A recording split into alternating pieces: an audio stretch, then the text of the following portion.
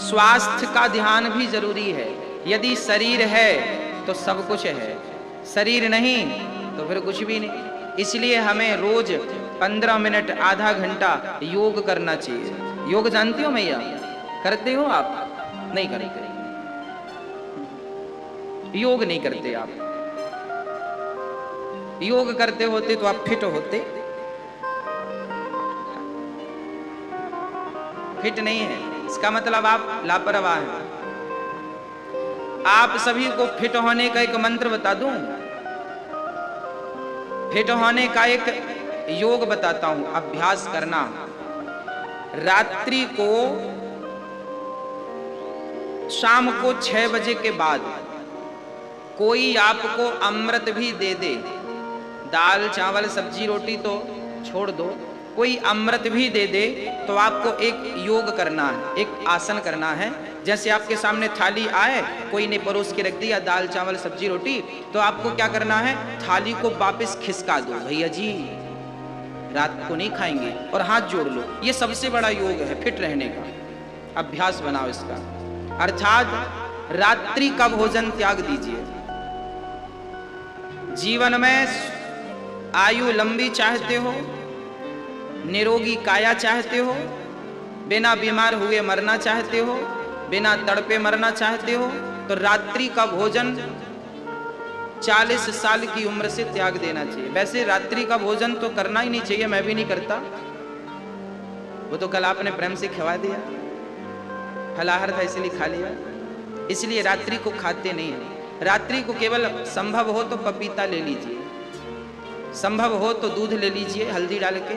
रात्रि का भोजन सबके लिए नुकसानदायक है। 40 साल के बाद तो ध्यान रखिए इस बात का। 40 साल के पहले तो आपकी जठराग्नि तेज होती है, सब पचा सकते हैं, पर 40 साल के बाद जठराग्नि मंद पड़ने लगती है। फिर आप जो खाते हैं वो पचता नहीं है, सड़ता है, और जब सड़ता है तो चर्बी बढ़ाता है, मांस बढ़ाता है। फिर वो डॉक्टर के पास जाएंगे आप, डॉक्टर कहेगा कि ये बीमारी और वो बीमारी, ये बीमारी। 1 लाख बीमारियां केवल पेट की वजह से होती हैं। पेट खराब तो शरीर खराब, पेट स्वस्थ शरीर स्वस्थ। इसलिए रात्रि का भोजन त्याग दीजिए। सवेरे खाइए, नाश्ता करिए, दोपहर को खाइए, शाम को खा लीजिए। 3 बजे खा लो, 4 बजे खा लो, 6 बजे के बाद ना खाओ बस। सूर्य अस्त के पहले खा लो, सूर्य अस्त के बाद ना खाओ। यदि रात्रि का भोजन त्याग दिया तो आप बिना बीमार पड़े अपनी जिंदगी गुजार देंगे। पापी व्यक्ति के घर भोजन नहीं करना चाहिए, पता है आपको? पापी व्यक्ति के घर, अहंकारी व्यक्ति के घर, दुराचारी जो व्यक्ति भरी सभा में किसी नारी को नग्न करना चाहता हो, इसके घर का भोजन नहीं करना चाहिए। जो इसके घर का भोजन करेगा उसकी बुद्धि भी इसकी तरह ही बन जाएगी। जैसा खाओ अन्न वैसा रहे मन। इसलिए खाने पीने में विचार करना चाहिए, कहां खाएं और कहां ना खाएं। सब जगह नहीं खाना चाहिए। आप लोग विचार नहीं करते, कहीं भी मिले तो खाने लगते हैं, टूट जाते हैं खाने के लिए। ऐसे टूटते हैं, शादी पार्टियों में हम देखते हैं कई बार ऐसे टूटते हैं जैसे कभी बाप की राज में खाए ही ना हो। ऐसे रोटियों के लिए लाइन लगाए, भाई एक रोटी हमें देना, कभी खाए नहीं क्या, ऐसे टूटते हैं। और खाने का भी ज्ञान नहीं, जूता पहनकर खड़े होकर खा रहे हैं। अरे भाई, हमारे यहाँ खाने में भी धर्म होता है। आसन बिछाकर जूते उतारकर, अरे अन्न ब्रह्म है, भोजन करना भी पूजा है। क्यों पूजा है?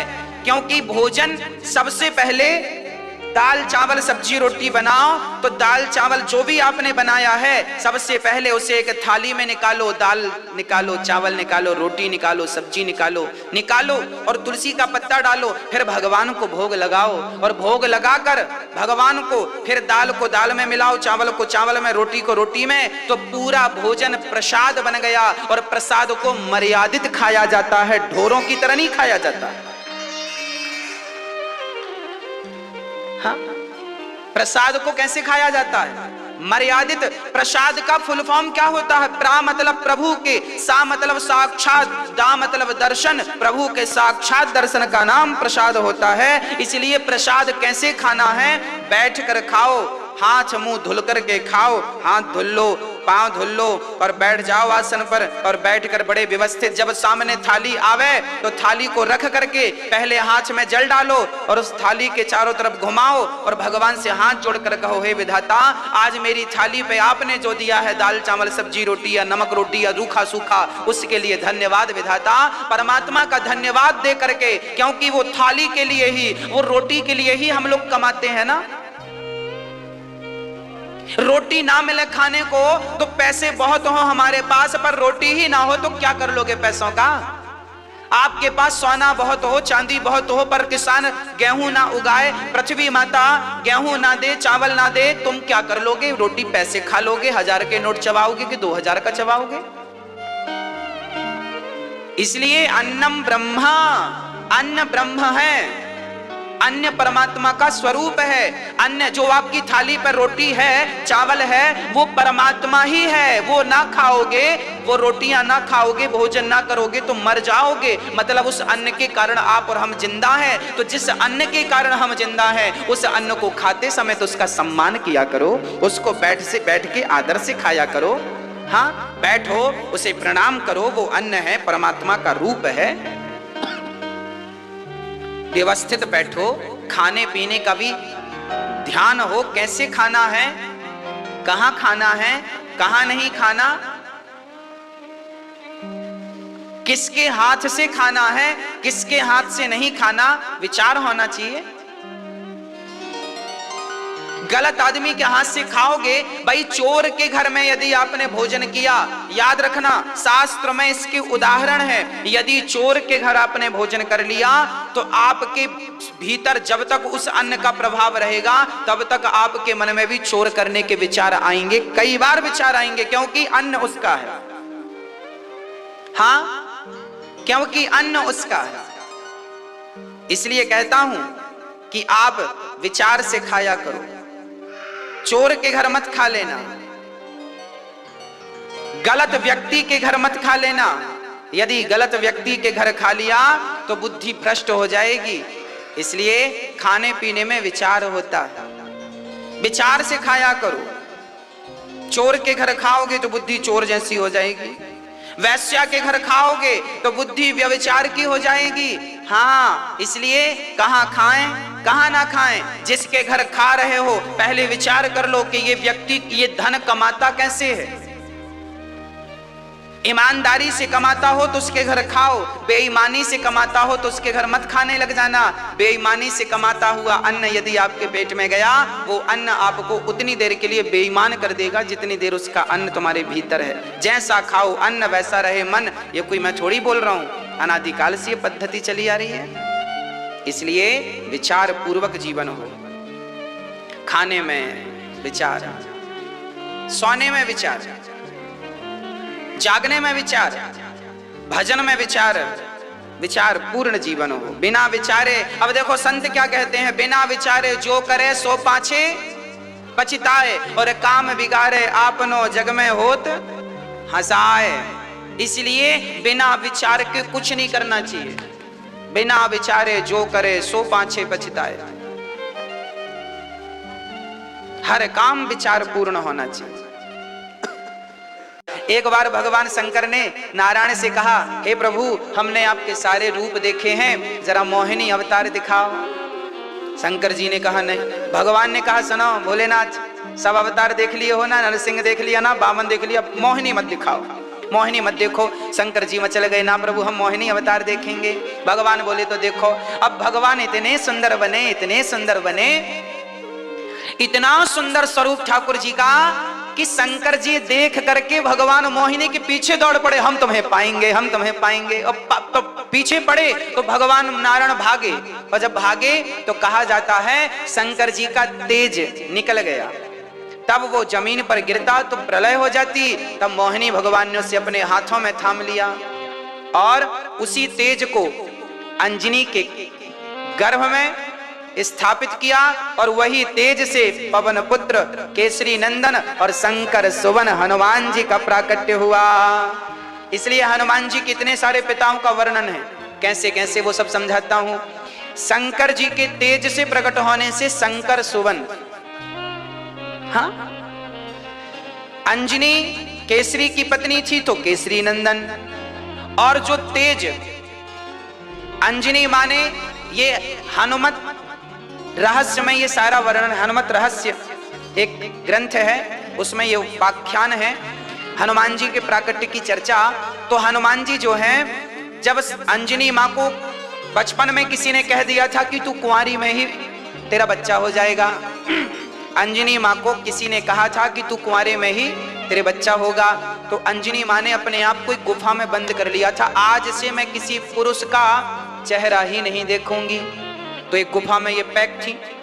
अब शंकर जी का तेज विष्णु जी के हाथों में, भगवान नारायण के हाथों में था, दोनों आए शंकर जी और भगवान नारायण, उस तेज का क्या करें? बोले अंजनी के द्वारा इसे गर्भ में स्थापित किया जाए। पर अंजनी तो पराए, अब संत गए और अंजनी से कहा देवी प्यास लगी है, पानी पिलाओ। अंजनी ने कहा हम बाहर से पानी हाथ आगे करके दे देंगी, हम पर पुरुष को देखेंगी नहीं। तो गुरुजनों ने कहा अंजनी ये बताओ तुमने गुरु मंत्र लिया है क्या? बोले नहीं लिया। फिर हमसे गुरु मंत्र लो। तो कान आगे किया, बोले जिन्हें गुरु मंत्र नहीं लिया हम उनके हाथ का पानी नहीं पीते, भगवान बोले। तो जब वो कान आगे किया ना, तो भगवान है, कान के माध्यम से, कान के माध्यम से कैसे? बोले वायु देवता जो है ना, वायु अपने भीतर उस तेज को रखकर अंजनी माँ के कानों के द्वारा उनके गर्भ में पहुंचाते हैं। तो वायु देवता ने, पवन सुत ने, पवन देवता ने उस गर्भ को, उस तेज को गर्भ तक पहुंचाने में मदद की, इसलिए पवन पुत्र कहा जाता है। शंकर सुवन पवन पुत्र केसरी नंदन, शंकर सुवन केसरी नंदन, हाँ, पवन पुत्र का भी उल्लेख मिलता है। तो हनुमान जी के इस प्रकार की चर्चा है। तो वह भगवान शंकर भी काम से पराजित हो गए, हुए नहीं, क्रोध तो दिला ही दिया कामदेव ने, पर कहने में तो यही आएगा ना कि कामदेव से पराजित हो गए। ऋषभ देव जी के 100 पुत्र हुए हैं, बड़े पुत्र का नाम हुआ है भरत। ऋषभ देव जी जंगल में भगवान का भजन करते हुए अपने देह को त्यागते हैं, शरीर से वस्त्र त्याग देते हैं, भोजन प्रसादी त्याग देते हैं और अवधूत रूप में रहते हैं श्री ऋषभ देव जी। ऋषभ देव से ही जैन धर्म, जैन संप्रदाय प्रारंभ हुआ। हाँ, जैन, आज जितने भी जैन हैं, ऋषभ देव जी को अपना तीर्थंकर, एक 24 तीर्थंकर में उनके एक तीर्थंकर इनको आप मानते हैं। जैन पहले एक समाज हुआ करती थी, जैसे एक हमारी समाज होती है ना, कोई ठाकुर है, कोई ब्राह्मण है, कोई दुबे है, कोई तिवारी है, कोई शुक्ला है ना, कोई ठाकुर साहब है, कोई अग्रवाल है, कोई गुप्ता है। जैसे समाजें होती हैं, ऐसे एक समाज का नाम था, एक जात का नाम था जैन। बाद में वो जैन हिंदू, पहले वो सब हिंदू ही थे, बाद में फिर वो अलग ही एक धर्म बन गया, जैन धर्म। बंटवारा होता गया, भाई भाई लड़ते गए, बंटवारा होता, विभाजन होता गया। हिंदुओं के पतन का कारण भी यही था कि आप बंटते गए, विभाजित होते गए। और याद रखना, जहां सुमति तहां संपत्ति नाना।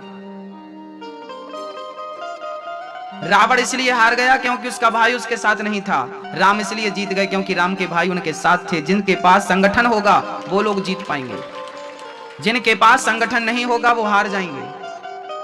संगठन बहुत बड़ी चीज होती है, इसलिए हमें संगठित रहना जरूरी है। आपस में झगड़े ना करें, विवाद ना करें। आज हमारे भारत में झगड़े हो जाते हैं, छोटी छोटी बातों को लेकर झगड़े। आज लोगों की पता मानसिकताएं क्या बन चुकी हैं।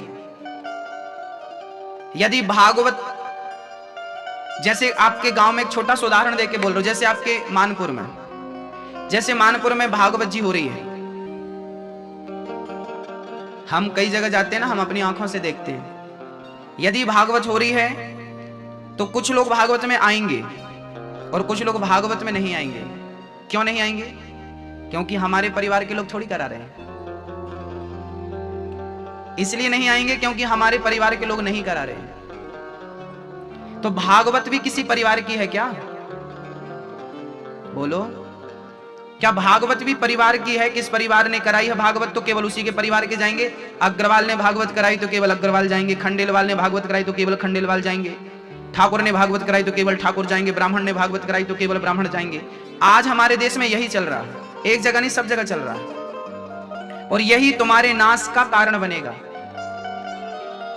तुम भूल गए कि तुम हिंदू हो, आपस में जातवाद को लेके लड़ रहे हो कि हम इस जात के हैं, हम उस जात के हैं। तुम्हारे बाप दादे भी ऐसे ही लड़ते थे, इसलिए अंग्रेजों ने तुम पर बहुत हुकूमत की है। मुगलों ने खूब तलवे चटवाए हैं तुमसे, तुमने चाटे भी हैं। आदत हो गई है तलवे चाटने की। क्यों? क्योंकि तुमसे संगठित रहना नहीं आता ना, क्योंकि तुम आपस में लड़ते हो, इसलिए तलवे चाटते हो। मुगलों ने, अंग्रेजों ने तुमसे खूब तलवे चटवाए हैं, तुम्हारी बहन बेटियों पर बहुत अत्याचार किया है। क्यों? केवल इसलिए कि तुम संगठित नहीं थे। आज भी तुम कहां संगठित हो? पहले के जमाने में सत्यनारायण भगवान की कथा होती थी, एक घर में तो पूरा गांव आता था, चलो सत्यनारायण भगवान की कथा हो रही है। आज केवल इसलिए नहीं आते कि हम थोड़ी करवा रहे हैं, वो करवा रहे हैं। अरे भाई, ये तो अमृत की वर्षा है, ज्ञान की वर्षा है। ज्ञान तुम्हें आ जाएगा तो क्या तुम छोटे हो जाओगे? ज्ञान तो तुम्हें श्रेष्ठ ही बनाएगा। ये झगड़ा करने से होगा क्या? भागवत तो बह रही है, बहेगी, गंगा बहेगी, डुबकी लगाओ मत लगाओ, आओ मत आओ, किसका नुकसान होगा? किसी का नुकसान होगा आपके नहाने से। बताइए किसका नुकसान होगा? इसलिए ये आपस के जो झगड़े हैं ये मिटा दीजिए, ये ऊंच नीच, छुआछूत, जातिवाद मिटा दीजिए, एक हो जाइए। हमारा धर्म क्या है? बोलो बोलो बोलो बोलो। हमारा धर्म हिंदू नहीं है, हिंदू हमारा धर्म नहीं है। हिंदू एक प्रकार होता है, हमारा धर्म है सत्य, सनातन। सनातन मीन्स पुराना।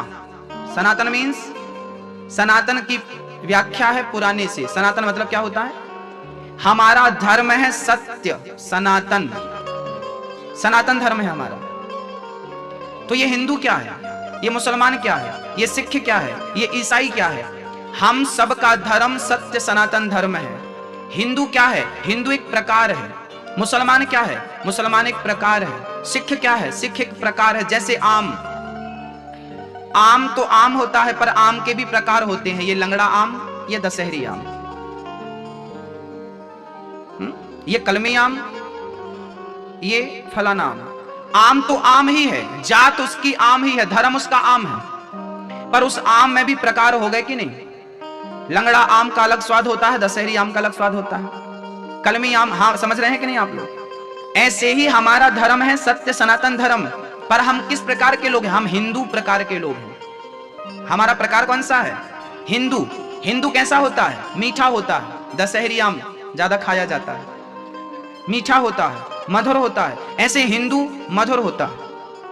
ये गाय को अपनी मां मानता है, ये पेड़ों की पूजा करता है, ये नदियों की पूजा कर, गंगा को मां मानता है, यमुना को मां मानता है, सरस्वती को मां मानता है, गाय को मां मानता है, पेड़ों को भगवान मानता है, समुद्र की पूजा करता है, ये अतिथि को भगवान मानता है, ये बाप को भगवान मानता है, माँ को भगवान मानता है, बड़े भाई को भी पिता तुल्य मानता है। ये हम हिंदू लोग हैं। चलिए मुसलमानों की बात करते हैं। मुसलमानों में ऐसी मानसिकता नहीं है, वो गाय को खा जाते हैं, वो गाय को खा जाते हैं। ये मनुष्य कितने प्रकार के होते हैं? हिंदू प्रकार के होते हैं, मुसलमान प्रकार के होते हैं। ये मनुष्य की वैरायटियां हैं। मनुष्य कितनी वैरायटी का है? हिंदू प्रकार का, मुसलमान प्रकार का, सिख प्रकार का, ईसाई प्रकार का, योधी प्रकार का, जैन प्रकार का, फलाना प्रकार का, और भी हो सकते हैं। ये मनुष्यों के प्रकार हैं। समझ रहे हैं आप लोग? क्या है मेरी मां? प्रकार है। हम हिंदू प्रकार के लोग हैं। हिंदू विचारधारा क्या है? गाय को मां मानना है, नदी को मां मान, नदी की सेवा करना है, अतिथि, चींटी को भी हम लोग आटा डालते हैं। चींटी को क्या करते हैं? आटा डालते हैं। और चाइना में सबसे ज्यादा यदुही धर्म है, वहां के लोग कुत्ते को खा जाते हैं। यदुही धर्म जो होता है, यदुही सबसे ज्यादा चाइना में यदुही है। और बौद्ध, मैं यदुही की बात करूं, जो चाइना के लोग हैं ना, वो अधिकांश यदुही धर्म को फॉलो करते हैं। वो लोग कुत्ते को खा जाते हैं, बिच्छू को खा जाते हैं, सांप को खा जाते हैं, मेंढक को खा जाते हैं, कॉकरोच को खा जाते हैं। खेतों में जो इल्ली होती ना, इल्ली की चटनी खाते हैं उन लोग। आम के पेड़ में सफेद कलर का चीटा होता, चीटा वो ब्राउन कलर का, उसकी चटनी खाते हैं उन लोग। मेंढक का अचार खाते हैं उन लोग, चाइना के लोग। बोलो, ये यदुही प्रकार के लोग हैं। वो किस प्रकार के लोग हैं? वो यदुही प्रकार के लोग हैं जो सब खा जाते हैं। हम हिंदू, केवल दुनिया में एक हिंदू ही ऐसा है जो प्रकृति को भगवान मान के उसकी उपासना करता है, पूजा करता है। इसलिए सबसे श्रेष्ठ हिंदू माना गया है। हिंदू का धर्म है सत्य सनातन। हिंदू एक प्रकार है।